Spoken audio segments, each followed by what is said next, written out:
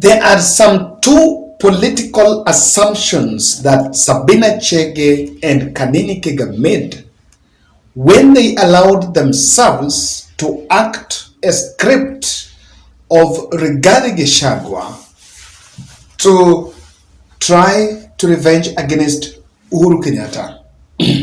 The first assumption is that Uhuru Kenyatta does not have any influence in government and is a done case. Number two, they also made an assumption that William Samoei Ruto is fully behind Rigathi Gachagua's push to try to neutralize the influence of Uhuru Kenyatta in the mountain. They thought Ruto is part of that. But I wonder sometimes people are not just kid, because the interest of of William Ruto in the run-up to 2022 general election was never to replace Rigathi Gachagua as the kingpin of the mountain, replace Rigathi as the kingpin, replace Rigathi with Uhuru, but was to get votes from the mountain. And it was very clear that this was coming to haunt Kina Sabina Chege. Today, while speaking at an event, Sabina Chege is making three requests to Uhuru Kenyatta. He's saying, number one, that you are the owner of the party. We regret that we were seen as if we were attacking you, but we were not. We wanted to strengthen the party. Tell that to the dogs. Number two, she also asked the president that convene a meeting together so that you can reconcile the two factions of Jubilee. And number three, let us not allow Jubilee party to die. I want you to listen to that soundbite. Tungetaka sana Jubilee ya mke, tutaingia mashinani, na ile mgogoro ambayo iko kidogo ni nyumba tunajenga yetu. Tungetaka Jubilee inawiri, na kwa hivyo hata ningeomba ambaye alikuwa mwenyekiti wa chama chetu, pia ambaye alikuwa yeye ndio kinara wa chama chetu, ni vizuri watoto wote waite pamoja, na sisi tunampenda sana, tuzungumze pamoja, kwa sababu hakuna vita. Ile tungetaka ni chama isikufe. Tulianza kusema kutoka kule Juja, tukaenda Kiambaa, tukaona vile tulifanya after 2022 elections. Hatungetaka kuendelea kulose ama kupoteza. Tungetaka Jubilee ya mke, kwa sababu ni vizuri tuwe na chama yetu ambayo ni chama imara, na tunaomba sana zile kesi ziko zikiisha, tutaingia mashinani, tufanye recruitment, tuende NDC. This reminds me, because lately I've been receiving some unconfirmed reports that there have been unsuccessful attempts to reach out to former President Uhuru Kenyatta by Kanini-Rigathi faction. I've really been getting that information from some very informal sources. And it's not coming as a shocker, because we told Kina Sabina here that the script you are acting, the battle you are fighting, is not your battle. It is not. And it was a very pipe dream to think of ejecting Uhuru Kenyatta. What the statement of the former Murang'a women rep confirms is that the whole thing was to destroy the party. You know, look at the activities of Camp Jeremiah Kioni and the activities of the Kanini-Rigathi camp. You ask yourself, so who is strengthening the party? Sabina is confirming in that video clip that indeed the rankles that they engineered borders a plot to kill Jubilee party. And she's confirming that the whole thing is not about anything, but it has a potential of killing the party. If they knew that the wrangle could kill that party, why did they use diplomacy to sort out the issues? Because number one was after beating William Ruto and showing intent to jump ship to UDA, They found out it's not working. And this information, you can interpret it this way. The tenancy, the membership in UDA party is no longer tenable. Their presence in UDA party is not a welcome. They're not welcome there. And she seems to be making a U-turn that let's make our Jubilee, because intention was, it's clear that Sabina and Kanini had already crossed over to UDA. Now, the other second was, if their plan was to coerce Uhuru Kenyatta to jump ship and work with William Ruto, then that is another experiment that has failed terribly. Kindly subscribe to our channel. Thank you very much for supporting this podcast. We are into the last day of the 50 Bob Challenge to support Nemaland Children's Home Orphanage here in Nairobi. We're going to do that donation at 2 on Sunday. So we're still reaching out to you. Those who can still chip in will be grateful. The number is there. 0710 62 78 89. And we said this time round, we have supported quite a number in health distress, but this time round we want to help now the vulnerable. And I continue saying thank you very much for those who are responding and coming to support this noble initiative in a special way. We are just so grateful and humbled by your support. I am tempted to believe and look at it this way. This is an experiment that has failed. And I want to narrow it down to some 3 aspects. Why Sabina Chege has found the terrain very murky and difficult to sail through. Is found it. Let me give you a reminder, and I think I told you guys here. During the parliament, when parliament was about to discuss the finance bill, Speaker Wetangula gave a statement about some court order that was barring, I don't know, Azimio from effecting those changes, because she was to be replaced by Mark Mwenje, my member of parliament.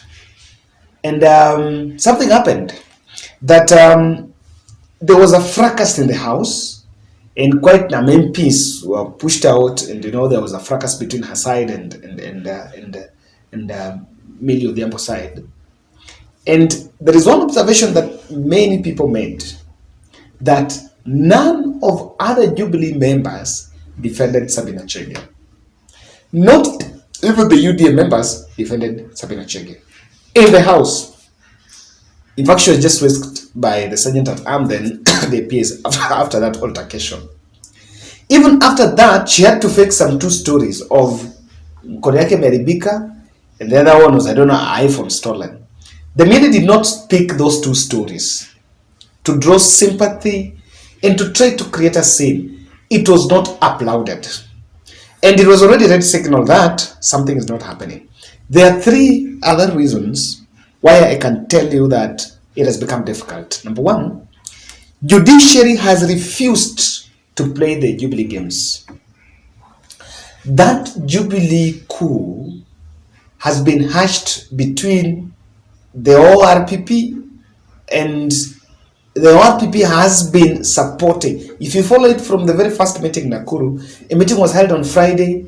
Then by Monday, there was already some communication and response, and before you know, Sabina Chege was acting as Kanini-Rigathi was acting as the SG. Then after some time, Sabina Chege was to act as the Jubilee party leader, acting party leader, and there was just a lot of chaos. But what happened after Jubilee, after former President Uhuru Kenyatta held that NDC, they tried to dismiss it, but the court decided that, look here, they called their own NDC, and the court stalled, rather censured that NDC. So it's not going to happen, and it's not binding.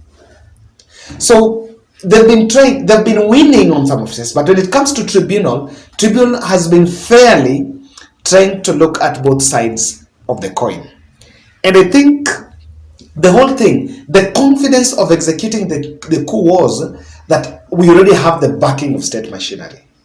But the court, or rather that tribunal, has failed to maybe get out. And I understand that after the media raised questions, and even minority side raised questions on that fake court order, I still believe it's fake because no one has even seen it. If it is to be made public, all the other documents, be it from ORPP, from the tribunal, were being made public. Sabina Chege, Kanini-Rigathi will go to his Twitter page and share with the public what ORPP has said, how ORPP has sided with them, how so and so. They've always been doing it, but that court order has never been seen. It has never been seen. So it's very clear it was never there. And I think the judiciary, the courts tried to do their own homework behind the scene and realized that some games are being played.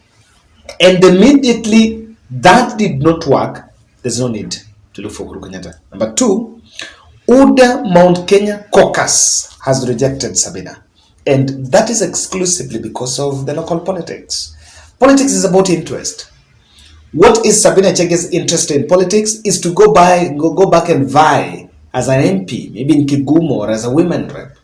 So the Murang'a political scene has been ring-fenced by the UDA, and they're not so much receptive. I was speaking to an MCA from Murang'a who was, I'm not even speaking, I watched that clip. When Betty Maina and Mary Wamaua decided to storm the Murang'a County Assembly in defense of some MCA that had been,